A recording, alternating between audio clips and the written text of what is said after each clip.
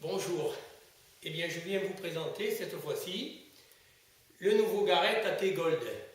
Il a la particularité par rapport aux autres Garrett et aux autres détecteurs de la marque d'être un 18 kg. 18 kg, effectivement, on se rend compte que les constructeurs aujourd'hui ont tendance à prioriser cette fréquence pour des raisons simples. C'est que les prospecteurs aiment cette fréquence. Elle trouve très petit et elle passe très bien sur les zones ferreuses et minéralisées. Donc c'est une fréquence aujourd'hui qui a le vent en poupe. Ce détecteur est d'une bonne facture, d'une bonne présentation. Il y a des verrous partout, après les enclenchements ici et là, il y a des verrous. Il n'y a pas de jeu du tout. La case a de nombreux trous et permet ainsi de pouvoir l'allonger ou la raccourcir. Il y a ici une prise casque, mais une prise casque un peu spéciale parce que le casque de Garrett étant étanche, bien sûr, la prise est spéciale. Donc si vous voulez utiliser notre casque avec, il faudra acheter un adaptateur. Ici, il y a le connecteur pour se connecter la tête au boîtier. Très délicat d'utilisation, ça, il faudra faire un peu attention quand vous changez la tête. Ils ont prévu ce détecteur, moi je trouve que c'est dommage, mais bon, c'est un choix Garrett. Ils ont prévu ce détecteur avec la petite tête elliptique qui fait 13,5 sur 27,5. Elle est très petite, sa largeur est étroite, et donc vous comprendrez qu'elle est quand même sélective, parce que c'est le but, c'est une double D qui est sélective. C'est intéressant, j'ai fait des tests avec, on en fera plus tard, vous verrez. C'est une tête qui est assez performante, bien sûr parce qu'elle est petite. On ne peut pas avoir le beurre et l'argent du beurre.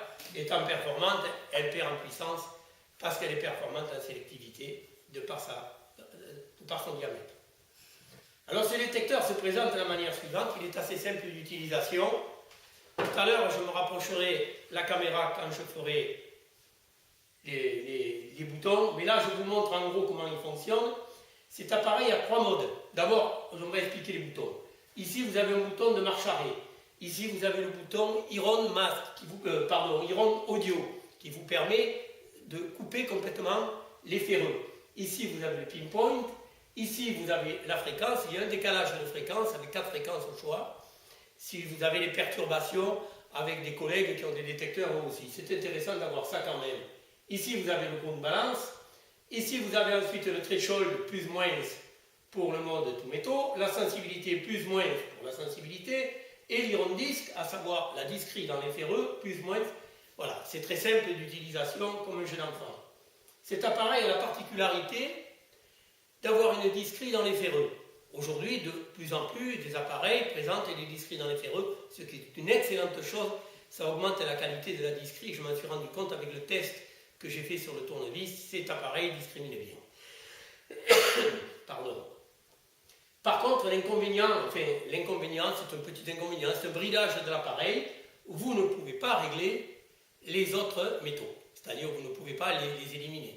Vous réglez les ferreux, vous pouvez éliminer les ferreux, mais après, c'est terminé, vous êtes obligé de tout accepter. Alors vous me direz, vous avez une discrimination sonore et visuelle, quand même. C'est-à-dire qu'à l'oreille, déjà, vous avez le son médium, le son aigu et les sons graves pour les ferreux. Donc c'est une discrimination en soi, et donc c'est pas utile d'aller sur le mode et modifier certaines choses.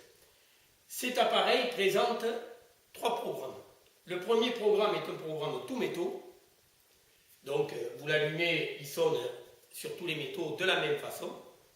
Ce programme-là est très puissant, au regard des 2 autres, bien sûr, et avec cette tête. Mais ce programme-là prend le Napoléon III à 31 cm. Donc pour une tête comme ça, c'est quand même bien. Ensuite, ce programme, vous pouvez, par la touche plus ou moins, régler les ferreux. Et les ferreux qui sonnaient comme les autres monnaies en normal, et bien là, les ferreux vont basculer en grave. Donc vous aurez 2 tons, vous aurez le ton grave pour les ferreux, et vous aurez le son médium pour tout le reste. Si vous n'avez pas peur d'entendre les ferreux sur un champ où il y en a, sachez que l'appareil est très performant sur ce mode-là. Il y a un second mode qui est le mode discret. Donc vous appuyez une seconde fois sur la touche on, off, on en bas, et vous descendez et vous êtes sur le mode discret 1. Alors le mode discret 1, c'est quoi? Eh bien c'est un mode avec discret sonore et visuel. à savoir que les ferreux sont graves, les autres métaux sont médiums et aigus.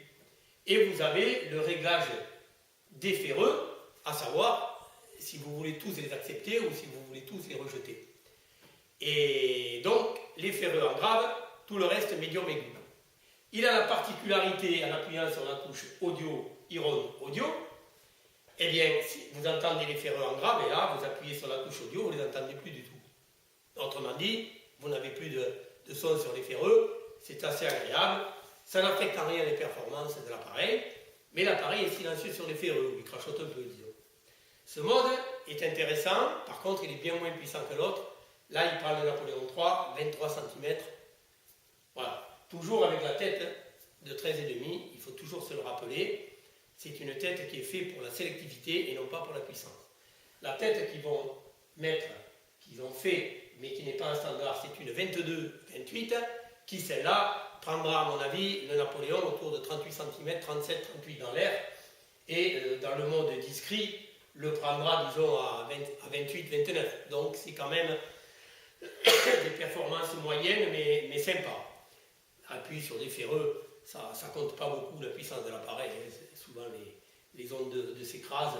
Et puis, vous avez un troisième mode, qui est discret 2, qui lui ne présente pas d'intérêt pour nous.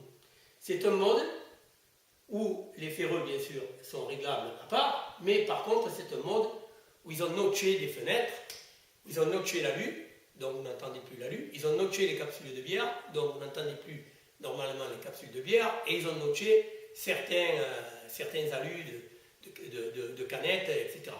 Autrement dire que les oboles féodales de ce type, il ne les entend pas, et les petites monnaies d'or, il ne les entendra pas, et les bijoux, il ne les prendra pas. Donc je ne sais pas pourquoi ils ont fait ce mode-là, c'est peut-être pour s'amuser au début, pour ceux qui n'ont pas l'expérience de l'appareil. Voilà, vous avez le mode ground balance qui est assez facile d'utilisation. Il suffit d'appuyer et de laisser maintenir le pouce là-dessus, tout en pompant au sol, en évitant de pomper sur un ferreux bien sûr. Et au bout de quelques secondes, le détecteur devient silencieux. Et ici, dans le carré du milieu, vous avez l'indice de conductivité qui s'affiche. Donc, je vais essayer d'allumer l'appareil en espérant ne pas avoir de faux signaux chez moi, parce qu'il y en a pas mal. Mais j'ai des hangars frigo de l'autre côté de la maison, et quand ils sont en route, j'ai des interférences. Donc on va voir ce que ça donne. Je vais approcher la caméra. Donc, vous voyez.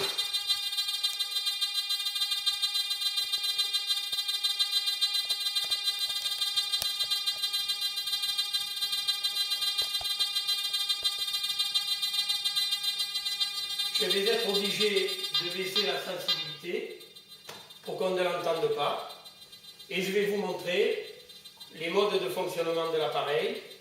Alors là, il est allumé sur le mode All Metal.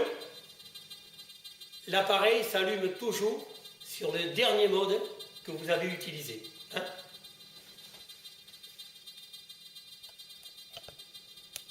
Là, je vais bouger la caméra, excusez-moi.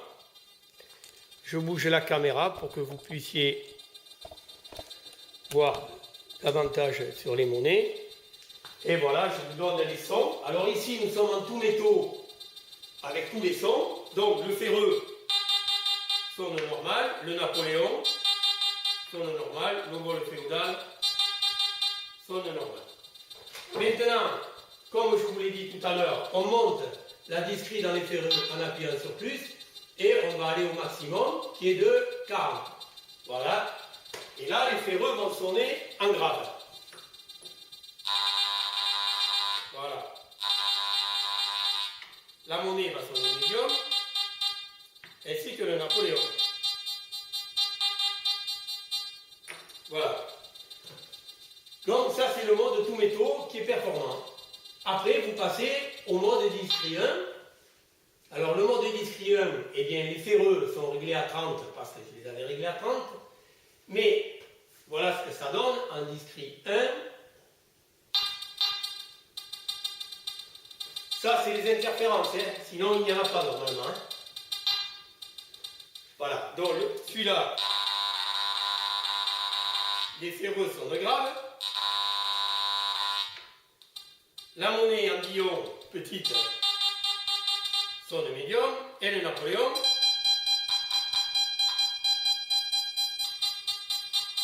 sont aigus. Vous voyez, on le prend à peu près à 24 cm. Donc là, vous avez entendu les ferreux qui sonnaient en grave. Je le refais, vous voyez.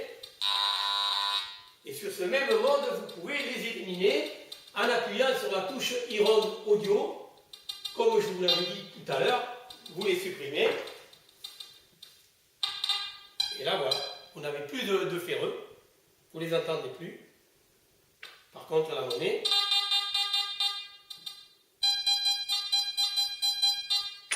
Voilà, et voilà, donc ça c'est un mode qui est quand même intéressant, puisque vous éliminez les ferreux, vous pouviez monter davantage, là on était à 30, on peut quand même aller jusqu'à 40, en les éliminant bien sûr, là vous ne les entendez pas du tout, mais vous prenez le Napoléon, pareil, l'appareil n'est pas réglé au maximum de la sensibilité, à cause des interférences. Mais c'est quand même un bon rendement. L'appareil est sélectif. Voilà. Ensuite, il y a le troisième mode, qui est, comme je vous l'ai dit, un mode que je ne comprends pas trop le sens. Parce que vous allez voir, sur ce mode-là, ils ont notché certaines fenêtres. Et donc, si là on prend la féodale quand même, là c'est la pièce de 50 centimes. Là c'est les ferreux qu'on ne prend pas. Bon, là on prend, mais j'ai vu des oboes, ils ne comprenaient pas avec ce mode-là.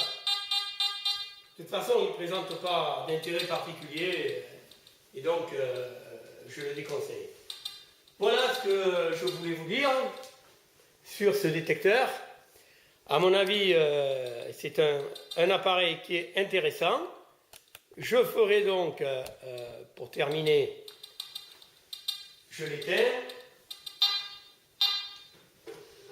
Voilà, donc je vous ai présenté cet appareil. Je vais faire maintenant, pas aujourd'hui, parce que je tousse, vous avez pu le constater certainement depuis un moment, donc je ferai une vidéo, comme j'avais fait la dernière fois, en montrant les monnaies enterrées, comment il réagit en fonction des modes et de son effet de sol. L'effet de sol peut se régler aussi manuellement. Il est automatique, vous pompez, mais si vous voulez le modifier manuellement, tout en pompant et en relâchant la touche du ground, vous pouvez en appuyant sur plus ou moins sur le threshold, bien sûr. Alors le threshold, j'en ai pas parlé, c'est un seuil sonore qui s'utilise en tout métaux. Donc quand vous êtes en tout métaux, sur le premier mode, si vous voulez entendre un seuil sonore, eh bien vous montez votre threshold ou vous le baissez. L'appareil est très stable, vous le verrez sur le terrain. Ici, bon bien sûr c'est dedans, et j'ai les interférences comme je vous l'ai dit. Il y a des appareils que je ne peux même pas allumer ici. LDOS, je ne peux pas l'allumer chez moi. Mais bon, sur le terrain, c'est un appareil qui est très stable et qui, je pense, donnera satisfaction. Donc je vous ferai une vidéo sur l'utilisation sur le terrain. Voilà. Donc, en attendant un autre appareil, eh bien, voilà ce que je pense du Garrett AT Gold. Merci à vous.